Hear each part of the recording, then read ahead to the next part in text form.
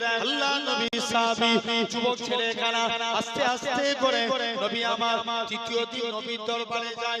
খবর পেলেন আল্লাহ নবী ইন্তেকাল হয়ে গেছে। তারা যুদ্ধে যাওয়ার স্বপ্ন আধুরা রয়ে গেল।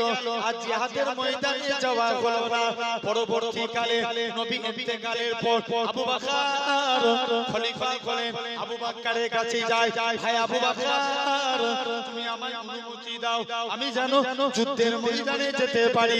আবু বকর বলে না না না না, এটা মানা যাবে না, তুমি তো কানা মানুষ, যেখানে নবী অনুমতি দেয় না আমি আবু বকর আমিও তোমায় অনুমতি দেব না। আবু বকরও বিরোধ করে দিলেন। ও যুবকেরা, আবু বকর ইন্তেকালের পরে ওমর ফারুক খলিফা হলেন। ওমর ফারুকের কাছে যায়, এ রাসূলুল্লাহ সাহাবী, এ হযরত ওমর, হুজুর আপনি আমায় অনুমতি দেন, আমি জানো যুদ্ধের ময়দানে যেতে পারি। ওমর বলে তুমি তো কানা মানুষ, কেমন করে লড়াই করবে?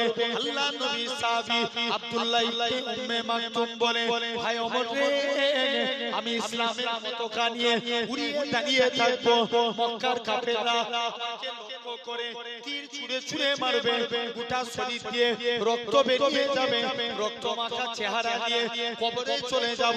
কাল কিয়ামতের ময়দানে যেদিন আমার আল্লাহ জিজ্ঞাসা করবে, হে আব্দুল্লাহ ইবনে উম্মে মাকতুম, দুনিয়ায় পাঠিয়েছিলাম কি করেছিস?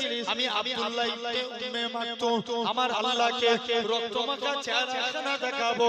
আল্লাহ পাক তোমার দ্বীনকে জিন্দা করার জন্য নিজের জীবনকে কুরবান করে দিয়েছি।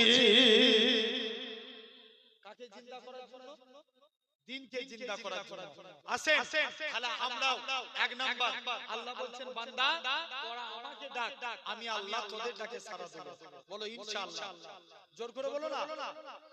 এই যে এসআইআর হয়েছে, এসআইআর কি আমাদের ভয় খাওয়ার কোনো কারণ আছে?